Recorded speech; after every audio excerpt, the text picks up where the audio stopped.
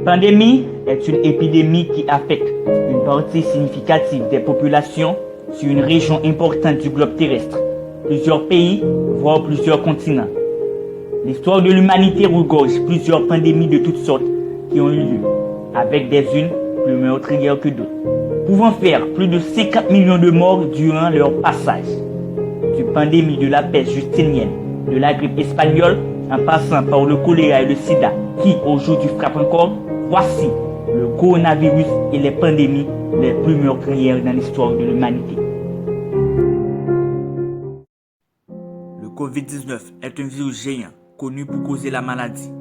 Les patients se sont manifestés dans un large éventail de symptômes cliniques, du rhume aux infections pulmonaires graves telles que le syndrome respiratoire du Moyen-Orient MERS et le syndrome respiratoire aigu sévère SRAS. Le nouveau coronavirus 2019, trouvé à Wuhan, est un coronavirus qui n'a pas été précédemment trouvé chez l'homme et qui actuellement est une pandémie qui fait rage. Coronavirus, Covid-19, SARS-CoV-2, quelle est la différence entre toutes ces appellations? On n'est pas sans savoir que le virus de Wuhan s'est vu étiqueté de plusieurs noms. Ce sont tous des termes pour désigner le même virus qui est devenu aujourd'hui une crise sanitaire, mais qui n'ont pas tous la même signification. Avant de poursuivre, n'oublie pas de lâcher un pouce bleu et de t'abonner à la chaîne pour ne rien manquer. La grippe espagnole. C'est une grippe humaine, épidémique mondiale, particulièrement virulente et contagieuse, survenue juste à la fin et peu après la Première Guerre mondiale de 1914 à 1918 et qui a été très dévastatrice. Car beaucoup de personnes, surtout jeunes, déjà affaiblies par les restrictions de la guerre, n'étaient pas encore immunisées contre cette nouvelle souche de virus, alors que les personnes plus âgées avaient une relative immunisation ayant été contaminées auparavant par un virus proche. La grippe espagnole, baptisée ainsi parce que l'Espagne, non concernée par le secret militaire, fut la première à la mentionner publiquement, touchant quasiment tout le globe. Malgré un taux de mortalité de seulement 2 à 4%, elle fit des dizaines de millions de morts, dont 165 000 en France. Cette pandémie a fait de 20 à 50 millions de morts selon l'Institut Pasteur et peut-être jusqu'à 100 millions selon certaines évaluations récentes, soit 2,5 à 5% de la population mondiale. La grippe asiatique. C'est une pandémie de grippe A qui a duré de 1956 à 1958. Identifiée pour la première fois dans la province de Guizhou en Chine, la grippe asiatique s'est répandue un peu partout dans le monde pour provoquer la plus importante pandémie depuis la grippe espagnole, causant de 1 à 4 millions de décès selon l'OMS. Les États-Unis furent l'un des pays les plus touchés avec 69 800 morts.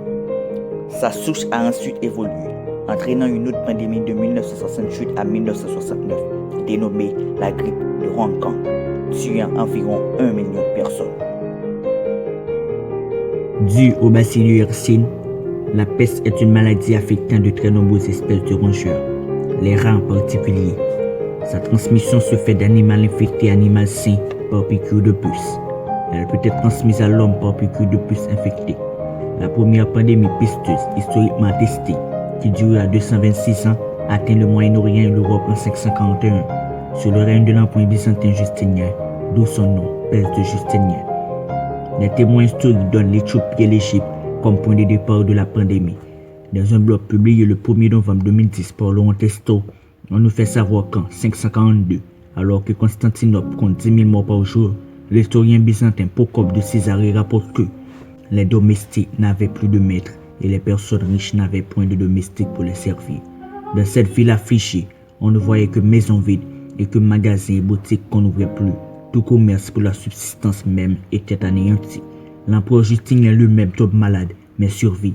Suivant les voies de commerce de la Méditerranée, elle a touché les côtes méditerranéennes, dont l'Italie. Elle tuait environ 25 à 100 millions de personnes à travers le monde, soit un tiers de la population de l'époque. Le sida, maladie causée par le VIH, caractérisée par une chute brutale des défenses immunitaires de l'organisme, transmise à l'homme par des singes.